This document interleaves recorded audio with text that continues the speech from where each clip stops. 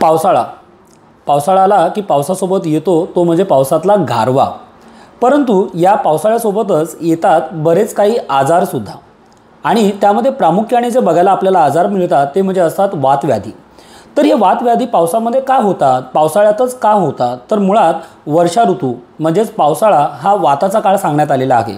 यामध्ये त्रिदोषामधला वात, पित्त आणि कफ यामध्ये प्रामुख्याने वात विकार जो आहे किंवा वात दोष जो आहे तो मोठ्या प्रमाणामध्ये वाढलेला असतो। वाताचा संचय हा पावसाळ्यामध्ये जास्त प्रमाणामध्ये जाणवतो, आणि त्यामुळेच बऱ्याच लोकांना गुडघ्याचं दुखणं, सांधेदुखी, मस्क्युलर स्पाझम किंवा मस्क्युलर पेन म्हणजेच इन जनरल पेन आपण ज्याला म्हणतो पूर्ण बॉडीमध्ये, किंवा क्रॅम्प येणं, वात वाढणं, मानेचं दुखणं, कमरेचं दुखणं, अशा बऱ्याच प्रकारचे आजार या ऋतूमध्ये आपल्याला जास्त प्रमाणामध्ये बघायला मिळतात।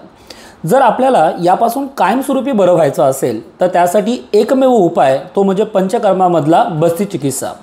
जर तुम्ही दरवर्षी पावसाळ्यामध्ये जर बस्ती म्हणजेच एनिमा हा जर करून घेतला, ज्याच्यामध्ये दोन प्रकारचा एनिमा केला जातो। एक म्हणजे असो तेलाचा, ज्याला अनुवासन असं म्हटलं जातं। अनुवासनाचा अर्थ हा होतो की मुळात हे जे तेल औषधी जे एनिमाद्वारे दिले जातं ते तुमच्या शरीरामध्ये अनुवास म्हणजे संचय राहिलं पाहिजे, हा त्याच्या मागचा अर्थ होतो।